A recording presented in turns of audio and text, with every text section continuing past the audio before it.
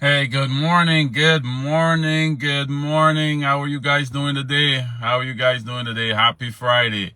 Happy Friday to everyone, man. This is Gregory Wiles coming live to you from Houston, Texas with his inspirational morning walk. First time listeners, so just get some exercise in the mornings and I share my thoughts with you guys. I can sit in here today. It's a lot of grass cutting going on out there because our weather getting back to nice spring weathers now. So everyone trying to get the yard cleaned up and shaped up nicely. So it's a lot of nice going on. So I can just sit in here and then have to go and do what I need to do. Mr. Osmond Smith, good morning, sir. Good morning. Good morning. How are you doing? How are you doing today, sir?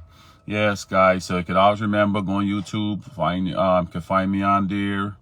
If you just go on YouTube, you type in Gregory Wiles. That's my last name is Wyles, and you're gonna see the channel pop up. You can subscribe while you're there, and you're gonna get access to all the material that we did. And then anytime I post anything, you'll get notification. So even if you miss the live, you can get it. You'll get that notification when I upload it to the to YouTube. Good morning, Mr. Taylor. Good morning. Good morning from the beautiful sunny Guyana, Miss Christine Cato. Good morning. Good morning, all the way from London. Good morning. Good morning, guys. Okay, guys. So Morris Agrippa. Good morning. Good morning. How are you doing today? How are you doing today? Hey guys, so what I want to talk about today, guys, I want to talk about this spiritual leadership, and I want to show people, because lots of time people, people might say, man, Gregory, this stuff here, things just happen, right? Things just happen, and it ain't got to be deeper than that. It's just, things just happen, you know what I mean? And I hear people talking like that, it's like, man.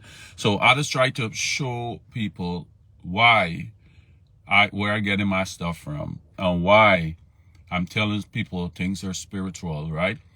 And everything got a spiritual root. Everything got a spiritual root. So we can look at this little spiritual leadership here today and prove about this, right? So this is we can look at Numbers 11, Numbers 11, 10 through 17, and it's going to bring out what we're talking about, and then we can get a little more in-depth discussion about it, right? But this is when the people was complaining. Moses was taking Miss Karen McCann. Good morning. Good morning. So this is when the people was taking when Moses was carrying the people to the promised land, right? He was taking them to the promised land, and they was crying out how they didn't have no meat to eat. That's not the part I want to focus on, but I gotta set the stage with this part here, right? So I'm gonna read a couple of verses so you to understand the other part that I really want to bring out, right? So they complained they didn't have no meat to eat. So let's read this piece here and see the conversation when Moses had with God, right? Moses heard all the people crying in every family, each man at the door of his tent. The Lord became very angry with them, and Moses was not pleased. So Moses said to the Lord, why have you been so hard on your servant? Moses like, God, why you being so hard on me, man? Why have I not found favor in your eyes that you have laid the troubles of these people on me? Moses, man, why you give me this job? All these people only complaining. Why you lay all these people troubles on my feet, man? Did I give birth to all these people? These people are not my kids, God. Did I bring them out that you should say to me, carry them close to your heart as a nurse carry a baby to the land you promised their fathers? Moses saying, I'm not their father, I'm not their mother. And you trying to tell me I must cradle them and carry them like a nurse carry a nursing baby, man? You promised these people, man, why you putting all this trouble on me, right? And so where am I going to get meat to give all these people?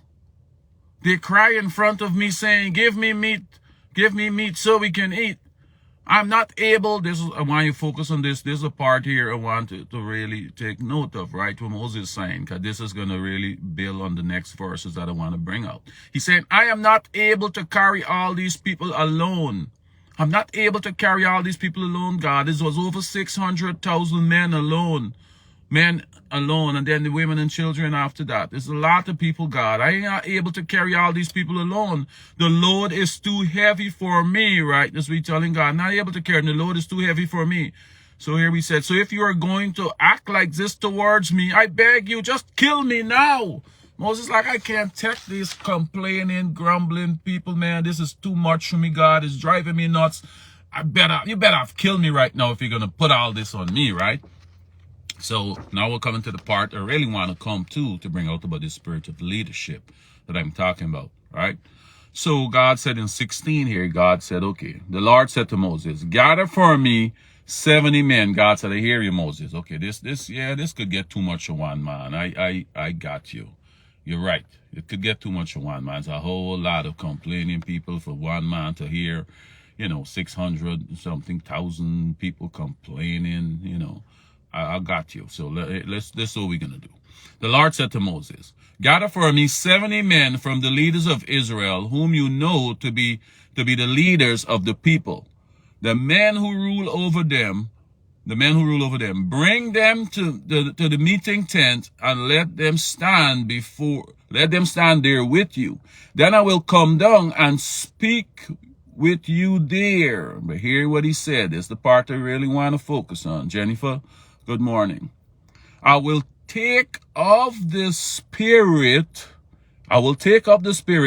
who is upon you, this is a person, who is upon you, and put him, the Spirit is a male, and put him upon them. Then they will carry the troubles of the people with you, so you will not carry them all alone, guys. That's what I'm trying to tell people. This stuff got spiritual roots, right? Remember, we talked about a week or so ago, just after this stage here in the Bible, when Moses was off the scene and Joshua took over, when it was going into the first battle, God said, I have to magnify. He magnified Joshua in front of the people, and that's after he magnified Joshua, then the people, start to respect Joshua the same way they respect Moses. So it's the same Joshua as we were saying there, but God magnify him. When you magnify something, right? Let's say you got a magnifying glass and you look at some very, very small particle or something. It's appear bigger. You can see it properly, right? So just imagine this the process when God used the word, I magnify Joshua in the sight of the people. So it's the same Joshua, but when people look at him, they see him differently. They see him more mighty. They see him as this great warrior, this great leader, this man of courage. They just see all the stuff in this same Joshua. Right, just like the same little particle you have when you put the magnifying glass on it. It's Renita. Good morning, Renita. When you put the magnifying glass on it, you can see it bigger. So that's what he did. So in this case here, right, he said, tell the people, get these 70 men. I can help them to let them rule you. But he just couldn't say, choose 70 men and let them help you.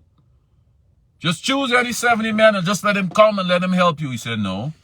I gotta put this spirit on them that's on you. The same spirit I put on you that caused these people to respect you, that I just take you from a little shepherd looking at sheep and I come to you in the burning bush.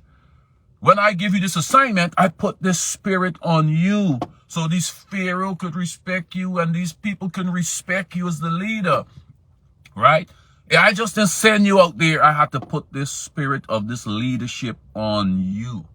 So for me to get these men to help you, I got to put this spirit on them too. Because without this spirit guiding them and helping them, they can't do the work effectively. It's just like if I did not magnify Joshua in the sight of these people by putting the same spirit on him, the people wouldn't respect him the same way like how they respect you, Moses. So I got to put this same spirit that I have on you to create you to do all this good work. It's the same spirit I got to put on them. And then they will be able to do these things, guys. So I'm trying to tell you that this is a principle here that we need to look at, right? Sometimes you got some bosses that don't have a clue what they're doing, guys. You ever work with bosses like that? I work with bosses like that so far that I had to go and buy a book and it's out there and you could check it out. How to work for an idiot and don't kill them or something like that, the book name. Right? You work with some bosses that doesn't have a clue. They do not have this leadership spirit on them. They do not have this leadership spirit on them. Some people in positions and they screw it up because this spirit of leadership is not on them. They can't do the job properly, guys. So I'm trying to show people it's just like these things when the Bible talks about the spirit of this, the spirit of anger, the spirit of jealousy. That's why If we don't understand these things here and understand it's a spiritual root and what we need to come up against. Raul Mayer, good morning, sir, right? We are going to be fighting the wrong fight and not getting the results we're seeking. Because just like how God could put this spirit of leadership on these men, and automatically, these was not like just men. Remember, you said it was leaders already, right? It was leaders, right? So you got to go and get your education. You got to study whatever trade you're going to do. You got to get that education on how to do it. And then you could pray for the spirit of leadership. You could pray for the spirit of leadership that you can do your job properly and do it for God's honor, right? So he can get the glory of it, right?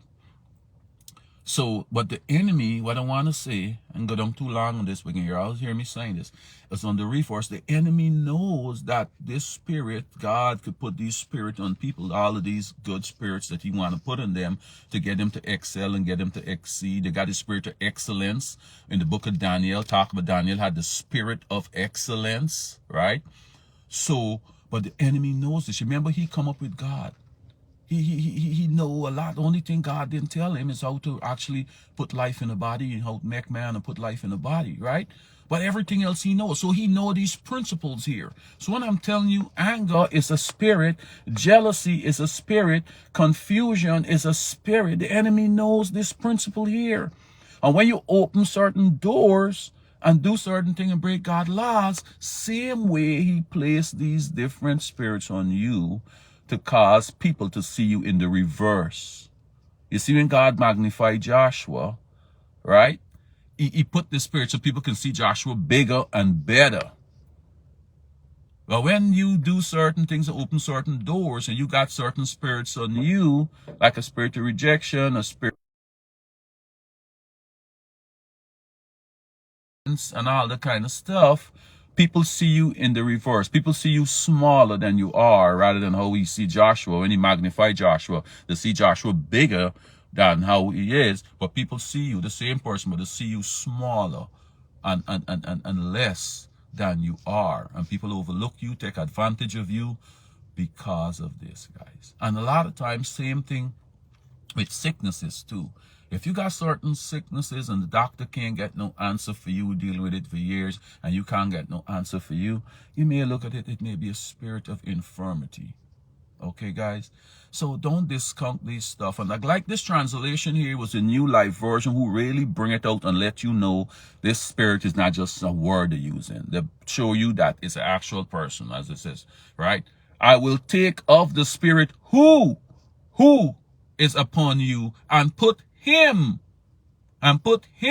on them. So this telling you clearly here, this is extra help that this man getting from a spiritual nature, actual spirit being, guiding them and helping them to make these great decisions and commanding this respect of people. Because when people look at them, they're seeing them as this great warrior, this man of courage. These 70 men, God Moses now going to give them, I guess, different assignments to lead different groups, bigger, larger groups than those leading before. And people now going to give them the amount of resistance because they're going to automatically seeing this man is capable of what he's doing. This man is capable of what he's doing. And I can tell you my experience with this, right? My experience with this. Since I was like 21, I was always in management positions, supervisor at my job, and I keep you climbing up, go on the ships. It didn't take me long to get back into a management position and a leadership position. And I come here, move to Texas, and go into the hotels. You just jump straight in. So I was always in that leadership role. The president of Students Council and all that kind of stuff. So I was always in leadership role right throughout, right? So, and it's a lot of work. It's a lot of, work. You got to keep organizing, planning every time, So sometimes, like when I got like here, who work at those big companies, right? Who work at big companies. You understand, sometimes the company hold a management seminar for all the people around the country. I'll meet up in one particular state and to hold all these trainings for you and all kind of stuff. So sometimes I was like, okay, good. Now I go into these trainings or going to wherever, I can just slip under the radar and just Not, leader or just enjoy myself. Because when you're the leader, you always got to be on your game. You got to be, plan. So I said, okay, now nobody know who I am. This is my chance just to relax and enjoy, have this responsibility of no kind of leadership or nothing like. And then they might put you in small groups or something like that, right? Put you in small groups. And then the person can say, well, and you're among other leaders, You're among all these people are managers and leaders. It's not just regular people, right? And then they might say, okay, each group come up with a leader. I was like, shutting my mouth here. I ain't saying nothing. And it never failed that every time all of these other leaders elected me to be the leader. I know sometimes that might happen to you guys. You got this particular skill. I know that happened with the guy here as a coach. He's a coach. He don't really want to coach his son.